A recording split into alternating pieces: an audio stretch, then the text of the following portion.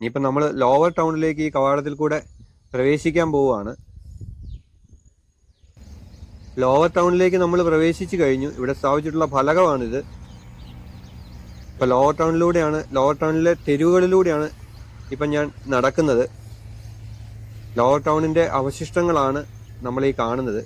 ഈ lower town എന്ന് പറയുന്നത് മിഡിൽ ടൗൺ പോലെ അത്ര ഗംഭീരമായ പ്രതിരോധ സംവിധാനങ്ങൾ മറ്റും ഉണ്ടായിരുന്നതല്ല. ഇവിടെ താമസിച്ചിരുന്നതും ചെയ്തിരുന്നതും പണിയെടുത്തിരുന്നതും ഒക്കെ സാധാരണക്കാർ, ഏറ്റവും താഴെ തട്ടിലുള്ള കൂലിപ്പണിക്കാരും വർക്ക്ഷോപ്പ് പണിക്കാരും കർഷകരും അങ്ങനെയുള്ള ആൾക്കാരായിരുന്നു. ലോവർ ടൗണിന് മാത്രമായി പ്രത്യേകമായിട്ട് സിറ്റാഡലിന്റെയോ മിഡിൽ ടൗണിന്റെയോ പോലെയുള്ള ശക്തമായ പ്രതിരോധ സംവിധാനങ്ങൾ ഒന്നുമില്ലായിരുന്നു. എന്നിരുന്നാലും ധോളവീര നഗര സംവിധാനത്തിന്റെ ചുറ്റുമതിലിന് ഉള്ളിലായിരുന്നു ലോവർ ടൗണും. ഈ ചുറ്റുമതിലിന് വെളിയിലായിട്ടുണ്ടായിരുന്ന ധോളവീരയിലെ ഒരേ ഒരു സംഭവം എന്ന് പറയുന്നത് ഇവിടുത്തെ ശ്മശാനം അല്ലെങ്കിൽ സെമിത്തേരി മാത്രമായിരുന്നു. ഈ മിഡിൽ ടൗണിനെക്കാട്ടിലും കുറച്ചും കൂടെ വലിപ്പം ഉള്ളതായിരുന്നു ലോവർ ടൗണിന്റെ ഏരിയ. ഏതാണ്ട് 330 മീറ്റർ തെക്ക് വടക്കായും 300 മീറ്റർ കിഴക്ക് പടിഞ്ഞാറായും വ്യാപിച്ചു കിടന്നിരുന്ന ഭാഗമായിരുന്നു ഈ ലോവർ ടൗൺ എന്നാണ് ഇവിടെ നമ്മൾ മുമ്പേ കണ്ട ആ ഫലകത്തിൽ എഴുതിയിരിക്കുന്നത്. ലോവർ ടൗണിന്റെ മതിലിന് അല്ലെങ്കിൽ ഈ നഗര സംവിധാനത്തിന്റെ മതിലിന് പുറത്തുള്ള ശ്മശാനത്തിൽ നിന്ന് ഹ്യൂമൻ റിമെയിൻസ് അഥവാ മനുഷ്യന്റെ അസ്ഥികളോ അതുപോലെയുള്ള സാധനങ്ങളൊന്നും കണ്ടെത്താൻ ഗവേഷകർക്ക് ഇന്നേ വരെ സാധിച്ചിട്ടില്ല. എങ്കിലും ധാരാളം ശവക്കല്ലറകൾ കണ്ടെത്താൻ കഴിഞ്ഞിട്ടുണ്ട്. ഈ ശവക്കല്ലറകളിൽ പലതിനും പല അറകൾ ഉണ്ടായിരുന്നു. അതുപോലെ തന്നെ ഇതിന്റെ സ്ലാബുകളിൽ ധോളവീരയിലെ ആൾക്കാർക്ക് മരണത്തെക്കുറിച്ചുള്ള കാഴ്ചപ്പാട് വ്യക്തമാക്കുന്ന ചിത്രങ്ങളും മറ്റും ആലേഖനം ചെയ്യപ്പെട്ടിട്ടുണ്ടെന്നും ഗവേഷകർ കണ്ടെത്തിയിട്ടുണ്ട്. ധോളവീരയിലെ സൈൻ ബോർഡിനെ കുറിച്ച് വിവരിക്കുന്ന ഫലകമാണ് നമ്മളിപ്പോൾ കണ്ടത്. അതിനെക്കുറിച്ച് ഞാൻ നേരത്തെ പറഞ്ഞായിരുന്നു, അതാണ് കൂടുതൽ വിശദീകരിക്കാഞ്ഞത്. ഇപ്പം നമ്മൾ പോയ വഴിയിൽ കൂടെ തന്നെ തിരിച്ച് നടന്നു വന്ന് ആ മൈതാനവും കടന്ന് മിഡിൽ ടൗണും മൈതാനവും കടന്ന് സിറ്റാഡലിന്റെ നോർത്ത് ഗേറ്റിലേക്ക് നമ്മൾ എത്തിയിരിക്കുകയാണ്. സിറ്റാഡലിന് 2 ഭാഗങ്ങളുണ്ടെന്ന് ഞാൻ നേരത്തെ പറഞ്ഞിരുന്നു. ഒരു ഭാഗം എന്ന് പറയുന്നത് ഭരണസ്ഥിരാകേന്ദ്രമായിട്ടുള്ള കാസിലും രണ്ടാമത്തേത് ബെയിലിയും. അതിൽ ഈ ഭരണസ്ഥിരാകേന്ദ്രമായിട്ടുള്ള കാസിൽ അഥവാ കോട്ടയുടെ അകത്തേക്ക് ആണ് ഈ നോർത്ത് ഗേറ്റ് നേരെ കയറി ചെല്ലുന്നത്. ഇവിടുത്തെ ഏറ്റവും ഗംഭീരമായിട്ടുള്ള നിർമ്മിതിയാണ് ഇന്ന് നിലവിലുള്ളതിൽ ഈ നോർത്ത് ഗേറ്റ് എന്ന് പറയുന്നത്. വിശാലമായ 2 നിലകളോട് കൂടിയ കോട്ടയുടെ ഈ ഉത്തര കവാടത്തിന് തറനിരപ്പിൽ നിന്നും 12 മീറ്റർ ഉയരവും അതുപോലെ തന്നെ ഈ കോട്ടവാതിലിന് മുകളിലേക്ക് 6 മീറ്റർ ഉയരത്തിൽ ഉള്ള ഒരു ടെറസും ഉണ്ടായിരുന്നു. ഈ കവാടത്തിന്റെ എൽ ഷേപ്പിലുള്ള സ്റ്റെയർ കേസ് കയറി വന്നപ്പോൾ വലതു ഭാഗത്തായിട്ട് 2 വിശാലമായ ചേംബറുകൾ അല്ലെങ്കിൽ മുറികളും നമ്മൾ കണ്ടിരുന്നു. ഈ മുറികളിൽ ഒന്നിൽ നിന്നാണ് നമ്മൾ നേരത്തെ പറഞ്ഞ സൈൻ ബോർഡ് ഗവേഷകർക്ക് കണ്ടെത്താൻ കഴിഞ്ഞത്. 3.5 മീറ്റർ നീളമുണ്ടായിരുന്ന തടി കൊണ്ടുള്ള ഒരു സൈൻ ബോർഡായിരുന്നു ഇത്. ഇതിലെ അക്ഷരങ്ങൾക്ക് 30 സെന്റിമീറ്റർ വലിപ്പമുണ്ടായിരുന്നു. ഈ അക്ഷരങ്ങൾ ജിപ്സം കൊണ്ടുണ്ടാക്കി തടിയിലേക്ക് പതിപ്പിച്ച നിലയിലായിരുന്നു ഗവേഷകർ കണ്ടെത്തിയത്. ഇന്നിപ്പോൾ ഷീറ്റ് കൊണ്ടുള്ള ഒരു മേൽക്കൂരയൊക്കെ പണിതിട്ടുള്ള ഈ ചേംബറിൻ്റെ അകത്ത് ഈ വുഡൻ സൈൻ ബോർഡ് പൂർണ്ണമായും തകർന്ന നിലയിൽ കിടപ്പുണ്ട്. പക്ഷെ നമുക്ക് അങ്ങോട്ട് കയറി കാണാനൊന്നും പറ്റുകയില്ല. ഈ തടി കൊണ്ടുള്ള ഭാഗം ഏതാണ്ട് പൂർണ്ണമായിട്ടും നാമാവശേഷമായി പോയിരിക്കുന്നു. ഈ ജിപ്സത്തിന്റെ പീസുകൾ അതിൻ്റെ അകത്ത് കിടപ്പുണ്ട്. ജിപ്സം കൊണ്ടുണ്ടാക്കിയ 10 അക്ഷരങ്ങളോട് കൂടിയതായിരുന്നു ഈ വുഡൻ സൈൻ ബോർഡ്.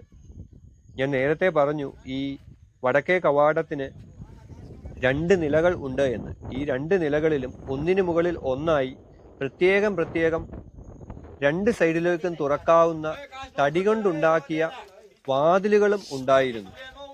അതുപോലെ തന്നെ ഇതിൻ്റെ ടെറസിൽ നിന്നും ഈ ഉത്തര കവാടത്തിന്റെ ടെറസിൽ നിന്നും സ്റ്റേഡിയത്തിലേക്ക് നീളുന്ന പ്രത്യേകമായിട്ടുള്ള ഒരു പാസേജ് വേയും ഇവിടെ കണ്ടെത്താൻ ഗവേഷകർക്ക് കഴിഞ്ഞിട്ടുണ്ട്.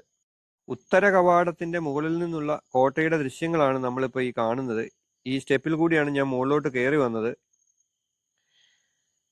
ഇതാണ് സ്റ്റേഡിയത്തിലേക്കുള്ള പാസേജ് വേ. 1960 ഇവിടുത്തുകാരനായ ശുഭ് ഖാൻ ഗധവി എന്ന ഒരു ആളാണ് പുറം ലോകത്തിന് ധോളവീരയെ ആദ്യം പരിചയപ്പെടുത്തുന്നത്. പിന്നീട് 1967-68 കാലഘട്ടത്തിൽ ആർക്കിയോളജിക്കൽ സർവേയിലെ ഗവേഷകനായിട്ടുള്ള JP ജോഷി ഇത് കണ്ടെത്തുകയും 1989-90 കാലഘട്ടങ്ങളിലാണ് ഇവിടുത്തെ ഖനന പ്രവർത്തനങ്ങൾ ആരംഭിക്കുകയും ചെയ്തത്. ധോളവീരയിലെ ഹാരപ്പൻ സെറ്റിൽമെന്റിന്റെ തുടക്കം നമ്മളിപ്പോൾ നിൽക്കുന്ന ഈ സിറ്റാഡൽ അല്ലെങ്കിൽ ഈ കോട്ടയുടെ കാസിലിന്റെ ഭാഗത്തായിരുന്നു എന്നാണ് ഗവേഷകർ അനുമാനിക്കുന്നത്. ഈ കാണുന്നത് ഇവിടെയുള്ള സർക്കുലാർ ഹൗസസ് ആണ്, കോട്ടയ്ക്കുള്ളിലെ സർക്കുലാർ ഹൗസസ് ആണ്. ഇത് ഇവിടുത്തെ ഏറ്റവും വിശേഷപ്പെട്ട ഒരു കണ്ടുപിടുത്തമാണ്. ഇത് പോസ്റ്റ് ഹാരപ്പൻ അഥവാ ഈ ധോളവീര നഗര സംവിധാനത്തിന്റെ തകർച്ചയ്ക്ക് തൊട്ടു മുൻപായിട്ടുള്ള സമയത്ത് ആണ് ഇത്തരത്തിലുള്ള ഹൗസസ് ഇവിടെ ഇല്ലെങ്കിൽ വീടുകൾ ഇവിടെ പണിയാൻ തുടങ്ങിയിരുന്നത് എന്നാണ് ഗവേഷകർ അനുമാനിക്കുന്നത്. ധോളവീരയിലെ ഹാരപ്പൻ ജനതയുടെ ചരിത്രം ഗവേഷകർ 7 സ്റ്റേജുകളിലായി തിരിച്ചിരിക്കുന്നു. അത് ജസ്റ്റ് ഒന്ന് ഞാൻ ഇവിടെ പറയാം. 1 മുതൽ 3 വരെയുള്ള സ്റ്റേജുകൾ എന്ന് പറയുന്നത് ഏർലി ഹാരപ്പൻ എന്നറിയപ്പെടുന്നു. അത് 3000 മുതൽ 2600 BC വരെ ഉള്ള കാലഘട്ടമാണ്. ഹാരപ്പൻ കാലഘട്ടം എന്നറിയപ്പെടുന്നത് 4-5 സ്റ്റേജുകളിലാണ്. അത് 2600 മുതൽ 1900 BC വരെയുള്ള കാലഘട്ടമാണ്. 6th സ്റ്റേജ് എന്ന് പറയുന്നത് ലേറ്റ് ഹാരപ്പൻ എന്നാണ് അറിയപ്പെടുന്നത്. അത് 1900 മുതൽ 1600 BC വരെയുള്ള കാലഘട്ടമാണ്. 7th സ്റ്റേജ് എന്ന് പറയുന്നത് പോസ്റ്റ് അർബൻ ഹാരപ്പൻ പീരീഡ് എന്നാണ് അറിയപ്പെടുന്നത്. അത് 1600 മുതൽ 1500 BC വരെയാണ്. 1500 BCക്ക് ശേഷമാണ് ഈ ധോളവീര വിസ്മൃതിയിലാണ്ട് പോയത്. ഈ കോട്ടയ്ക്കുള്ളിലെ ബീഡ് വർക്ക്ഷോപ്പ് അഥവാ മുത്തുകളും മറ്റും പോളിഷ് ചെയ്യുന്നതിനും മറ്റുള്ള സംവിധാനമാണ് ഈ കാണുന്നത്. ഈ താഴോട്ട് സ്റ്റെപ്പ് ഇറങ്ങിപ്പോയി അവിടെ ഒരു കുഴി പോലെയാണ്, അതിൻ്റെ അകത്ത് പിന്നെ ഒരു ചെറിയ കുഴി പോലെയും കാണുന്നുണ്ട്. ഇത് എന്തോ ഹീറ്റ് ചെയ്യാനായിട്ടും അങ്ങനെയൊക്കെയുള്ള എന്തൊക്കെയോ സംഭവങ്ങളാണെന്നാണ് ഇത് ഈ ബോർഡിൽ എഴുതി വെച്ചിരിക്കുന്നത്. അവിടുത്തെ പ്രവർത്തനത്തിന്റെ ചെറിയൊരു രൂപമൊക്കെ അവിടെ എഴുതി വെച്ചിട്ടുണ്ട്. പക്ഷെ എനിക്കതങ്ങോട്ട് കൃത്യമായിട്ട് മനസ്സിലാക്കാൻ പറ്റുന്നില്ല. ഈ കാണുന്നത് ഈ സിറ്റാഡലിന് അല്ലെങ്കിൽ കോട്ടയ്ക്കുള്ളിലെ കിണറാണ്. ഏതാണ്ട് 4 മീറ്ററിലധികം വ്യാസമുള്ള വലിയ കിണറാണ്. കപ്പിയും കയറും ഉപയോഗിച്ചാണ് ഈ കിണറ്റിൽ നിന്ന് വെള്ളം കോരിയിരുന്നതെന്നാണ് ഗവേഷകരുടെ അനുമാനം. അതിന് തെളിവായിട്ട് ഇവിടെയുള്ള സ്ലാബില് കയറ് സ്ഥിരമായിട്ട് വലിഞ്ഞതിന്റെ പാടുമൊക്കെ അവർക്ക് കണ്ടെത്താൻ സാധിച്ചിട്ടുണ്ട്. ഈ കിണറിനോടനുബന്ധിച്ച് തന്നെ 2 വാട്ടർ ടാങ്കുകളും, കിണറ്റിൽ നിന്നുള്ള വെള്ളം സ്റ്റോർ ചെയ്യാനായിട്ടുള്ള 2 വാട്ടർ ടാങ്കുകളുടെ ഭാഗങ്ങളും കണ്ടെത്തിയിട്ടുണ്ട്. ഇന്ന് വരെ ലോകത്ത് കണ്ടെത്തിയിട്ടുള്ള ഹാരപ്പൻ സൈറ്റുകളിൽ ഏറ്റവും വലിയ കിണറാണ് ഈ ധോളവീരയിൽ നിന്നും കണ്ടെത്തിയിരിക്കുന്ന ഈ കിണർ. അതുപോലെ തന്നെ ഇവിടുത്തെ മറ്റൊരു സവിശേഷതയാണ് സ്റ്റോം വാട്ടർ ഡ്രെയിൻസ് എന്ന് പറഞ്ഞാൽ മഴക്കാലത്ത് ശക്തമായിട്ടുള്ള മഴയത്ത് വരുന്ന വെള്ളം കൃത്യമായിട്ട്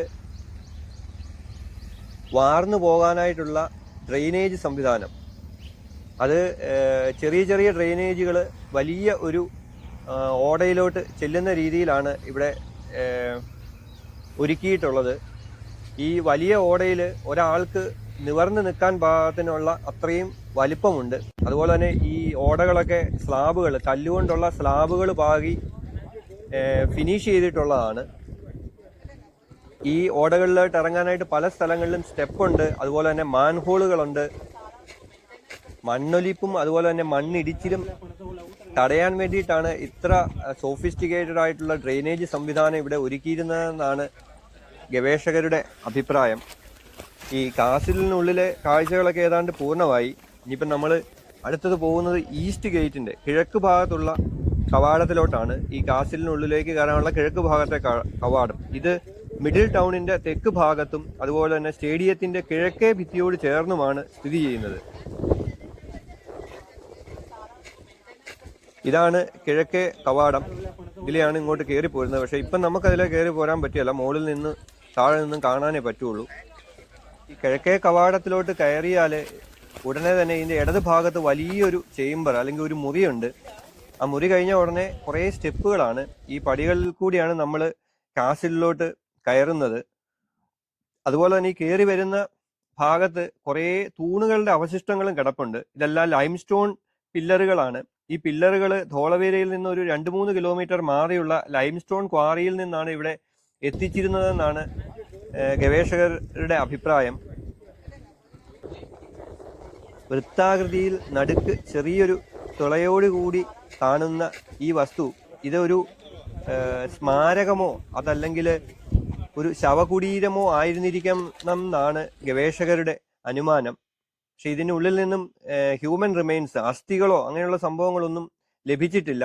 ധോളവീരയിലെ നമ്മൾ കണ്ടെത്തിയിട്ടുള്ള ശവക്കല്ലറകളിൽ ഒരേ ഒരു സ്ഥലത്തുനിന്ന് മാത്രമേ ഹ്യൂമൻ റിമെയിൻസ് കണ്ടെത്താൻ സാധിച്ചിട്ടുള്ളൂ എന്നാണ് അറിയാൻ കഴിഞ്ഞത്.